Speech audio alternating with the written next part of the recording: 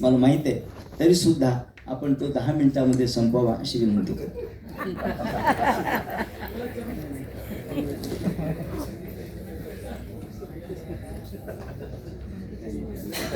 नमामि सद्गुरुं शांतं सच्चिदानंद विग्रहं पूर्ण ब्रह्म परानंदम ईशमालंदी वल्लभम. संत ज्ञानेश्वर महाराजांच्या 750व्या जयंतीच्या वर्षानिमित्तानं ज्ञानोबा ते तुकाराम तुकोबा हा जो राष्ट्रीय परिषद ह्या ठिकाणी संपन्न होते, याच्या बीज भाषणापासून मी ते सगळं श्रवण करत आहे. त्यातून मला एक कल्पना आली. परमश्रद्धेय गोविंदगिरीजी महाराज यांच्या भाषणाला बीज भाषण म्हटलं, परंतु बोलणाऱ्या सगळ्या वक्त्यांना त्यांच्या विषयात बोलताना बीज भाषण म्हणूनच बोलावं लागतं. बीज भाषणाच्या ओळखीच्या प्रसंगाच्या मध्ये आदरणीय श्री डॉक्टर हरीशजी नवले सरांनी सांगितलं होतं की ही परिषद म्हणजे उपासक आणि अभ्यासक यांचा सुरेख सुमधुर समन्वय आहे. हे सगळं व्यासपीठावरती हे सगळे मंडळी पाहताना नक्कीच जाणवतं. आता माझा विषय संत ज्ञानदेवांच्या साहित्यातील योगदर्शन. आता ह्या विषयावरती मला किती वेळ भेटेल आणि मी किती बोलेल आणि मला किती समजतं ही यथामती यथावकाश. आपण सुज्ञ जाणकार आहात, परीक्षक आहात, त्यामुळे मी काही जास्त बोलत नाही. फक्त परीक्षकांना सांगेल 2 मिनिटं असताना मला सांगा, मी तिथेच थांबेल. संत ज्ञानदेवांच्या साहित्यातील योगदर्शन यावरती बोलण्याच्या अगोदर मला जे बोलायचं तेवढं बोलून घेतो पहिल्यांदा. कारण नंतर विचारावर बोलण्यासाठी वेळ भेटेल नाही भेटेल सांगता येत नाही. तर याची जी शीर्षक आहे त्या शीर्षकासंबंधाने बोलतो. सत्याचा साक्षात्कार ज्या महापुरुषांना होतो त्या सगळ्यांना संत म्हणतात.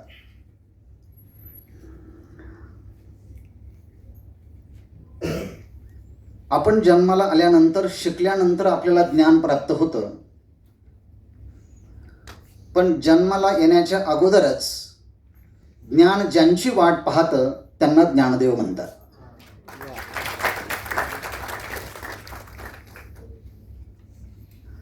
अजरामर साहित्य निर्माण करण्याच्या अगोदर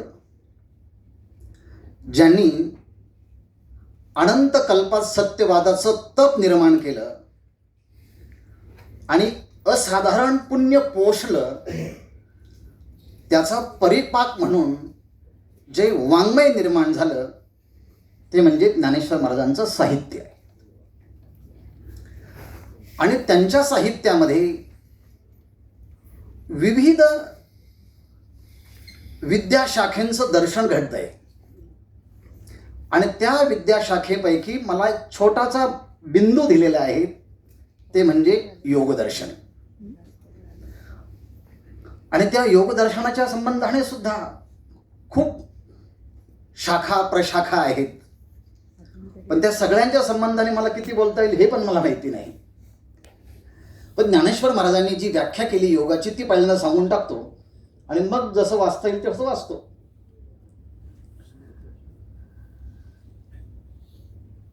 गीतेमध्ये आपण जेव्हा पाहतो चांगल्या कर्माचं कौशल्य प्राप्त होणं म्हणजे योग, योग कर्मसु कौशलम अशी योगाची व्याख्या केली आहे. पण या सगळ्या कर्मामध्ये राहत असताना, अनेक व्यवहारामध्ये राहत असताना आपलं चित्त निरपेक्ष पद्धतीने राहत नाही, त्याला संदर्भ प्राप्त होतात, तेव्हा मन विचलित होतं. तेव्हा दुसरी योगाची व्याख्या आहे समत्वम योग उच्यते.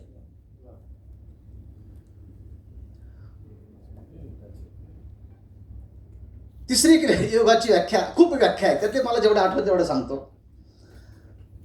युजिर योगे युज संयमने युज समाधौ, या व्याख्या तर योगाच्या आहेतच, परंतु वियोगाला सुद्धा योग गीतेने म्हटलेले आहे. तम विद्या दुःख संयोगम वियोगम योग संज्ञितम. दुःखाचा जो आपल्याला आलेला जो संयोग आहे त्या संयोगाच्या वियोगाला योग असं म्हणतात, असं ही योगाची व्याख्या केली आहे. मी हे सगळं का सांगतो आहे, हे सगळ्या व्याख्या एकत्रित करून ज्ञानेश्वर महाराजांच्या व्याख्यामध्ये या सगळ्या व्याख्या कशा झिरपतात, या कशा अनुस्यूत होतात, हे मला सांगायचं आहे. ज्ञानेश्वर महाराज योगाची व्याख्या करताना असं म्हणतात, अर्जुना समत्व चित्ताचे तेची सार जाण योगाचे, जेत मन आणि बुद्धीचे ऐक्य आधी. अर्जुना समत्व चित्ताचे, समत्वम योग उच्यते ही जी व्याख्या आहे ना ती झिरपलेली बघा. अर्जुना समत्व चित्ताते तेची सार जाण योगाचे, जेत मन आणि बुद्धीचे ऐक्य आधी. म्हणजे जिथे विचारही आहेत, भावनाही आहेत आणि भावनेच्या पाठीमागं कृती पण आहे. म्हणून काल बीज भाषणामध्ये स्वामीजींनी सांगितलं, हे फक्त विचार नाही तर ही कृती पण आहेत. अर्थात या सगळ्यांचा समन्वय म्हणजेच योग आहे, असं ज्ञानेश्वर महाराजांची योगाची व्याख्या आहे. आणखी पुढे जाऊन ज्ञानेश्वर महाराज योगाची दुसरी व्याख्या करतात, ज्या ठिकाणी संकल्पाचा त्याग केला जातो त्या ठिकाणी योगाचं सार योग्याला सहज प्राप्त होतं, अशी योगाची व्याख्या ज्ञानेश्वर महाराजांनी गीतेच्या 6व्या अध्यायामध्ये केली आहे. योग असं म्हटला की आपल्यासमोर गीतेचा 6वा अध्याय येतो, पण असं नाही. ज्ञानेश्वर महाराजांनी ज्ञानेश्वरीच्या 2ऱ्या अध्यायापासून तर 18व्या अध्यायापर्यंत योगाचे वेगवेगळे संदर्भ वेगळ्या परिप्रेक्षामध्ये दिलेले आहेत. मग भक्तियोगाचा संदर्भ असेल तरी योगाचा विचार दिला आहे, योगाचा विचार असेल तरी योगाचा विचार दिला आहे, कर्माचा विचार सांगायचा असेल तरी योगाचा विचार सांगितलेला आहे. म्हणजेच तुम्ही कोणत्याही क्षेत्रामध्ये जा तिथे योग आवश्यकच आहे. याचं कारण असं आहे, योगाची व्याख्या करताना अथ शब्दाचा प्रयोग केला आहे, अथ योगानुशासनम. आणि त्या अथ शब्दावरती वेगवेगळ्या विद्वानांनी जे वेगवेगळे प्रकाश पाडले आहेत, त्यामध्ये अथ शब्दाचा अर्थ प्रारंभ केला आहे. आणि अथ शब्दाचा अर्थ जर प्रारंभ केला असेल तर गीतेच्या 1ल्या अध्यायापासून तर 18व्या अध्यायापर्यंत, म्हणजे अर्जुन विषाद योगापासून तर कर्मसन्यास योगापर्यंत, या सगळ्यांच्या परिप्रेक्षामध्ये जर पाहिलं ते शेवटचं वाक्य येतं योग. याचा अर्थ असा आहे, तुम्ही विषादालाही ठिकाणी जा, योगाची गरज आहे. कर्माच्या ठिकाणी जा, योगाची गरज आहे. ज्ञानाच्या ठिकाणी जा, कर्माची गरज आहे. योगाच्या ठिकाणी जा, योगाची गरज आहे.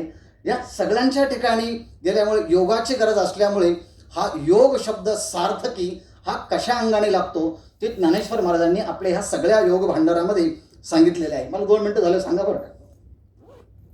झाले का 2 मिनिटं राहिले का 2 मिनिटं राहिले? हा, आता अजून मी वाचायला सुरुवातच केली नाही बरं का.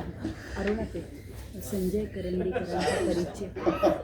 पण तरी सुद्धा मी ज्ञानदेव हे जे काही शब्द आपण वापरतो, माझे जो शब्द आहे की संत ज्ञानदेवांच्या साहित्यातील योगदर्शन, या 3च शब्दावरती मी सगळं लिहिलं आहे.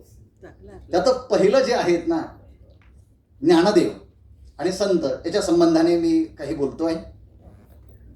नाथ परंपरेचा वारसा लाभलेले श्री ज्ञानदेव एक श्रेष्ठ योगी आहेत, त्याचा संदर्भ आपण दिला. वारकरी परंपरेची पायाभरणी करणारे मातृ हृदयी संत श्री ज्ञानदेव आहे. गीतेवर मराठी भाषेत अप्रतिम टीका लिहून ते महाराष्ट्रातील एक थोर भाष्यकारही श्री संत ज्ञानदेव आहेत. ज्ञानानंतरही भक्ती होऊ शकते हे सांगणारे ज्ञानोत्तर भक्तीचे पुरस्कर्ते श्री ज्ञानदेव आहेत. गुरुविषयीचे आदर आणि श्रद्धा दाखवणारे ते उत्तम शिष्य म्हणजे ज्ञानदेव आहेत. आकाशस्थ रवीलाही न दिसणारी असे जे सूक्ष्म सिद्धांत त्याचे दर्शन घडवणारे एक क्रांतदर्शी कवी म्हणजे श्री ज्ञानदेव. विनयशील साहित्यकार म्हणजे ज्ञानदेव. सर्व विषयस्पर्शी गंभीर तत्वज्ञ म्हणजे ज्ञानदेव. सदा आत्मविषयक प्रज्ञा असणारे पंडित म्हणजे ज्ञानदेव. पक्षी आणि निसर्गप्रेमी म्हणजे ज्ञानदेव. स्वस्वरूपाशी अभिन्नत्वाने तदाकार झालेले थोर ध्यानयोगी म्हणजे ज्ञानेश्वर. आणि पुरुष असूनही सर्व समाजाविषयी अपार वात्सल्य त्यामुळे सर्व लोकांचे माऊली ते ज्ञानदेव. आणखी उत्तरवर्ती सर्व संतांच्या मांदियाळीचे परम श्रद्धास्थान म्हणजे श्री ज्ञानदेव. मराठी भाषेतील एक मराठी भाषेत संस्कृत भाषेतील तत्वज्ञान मराठीमध्ये आणणारे भाषिक क्रांतिकार म्हणजे ज्ञानदेव. मातृभाषेला तात्विक भाषेचा दर्जा देणारे मातृप्रेमी म्हणजे ज्ञानदेव. असे हे फक्त ज्ञानदेव आहे. आता पुढे काय काय आता बोलायचं संपलं, 2च मिनिटं राहिले. फक्त आता मोकळं बोलतो 2 शब्दामध्ये. ज्ञानदेवांचं तत्वज्ञान, ज्ञानेश्वरी, अमृत अनुभव, चांगदेव 65 आणि हरिपाठ ही सगळी त्यांची वाङ्मयी संपदा आहे. जसं पतंजलीचं योगदर्शन, जसं स्वात्मराम कृत हठयोग प्रदीपिका किंवा महर्षी घेरंड यांची घेरंड संहिता, या सगळ्यांनी आपला योगविषयक विचार एकत्रित आणि एका ग्रंथामध्ये एक पद्धतशीर पद्धतीने मांडलेला आहे. पण ज्ञानेश्वर महाराजांचा योगविषयक विचार एका ग्रंथामध्ये तो मांडलेला नाही, तो वेगवेगळ्या ठिकाणी विखुरलेला आहे. आणि म्हणून काळ स्वामीजींनी म्हटलं आहे, तो साहित्याच्या अंगात तो आपल्याला तो शोधावा लागतो, तो सिद्धांत कोटकोटे आहे.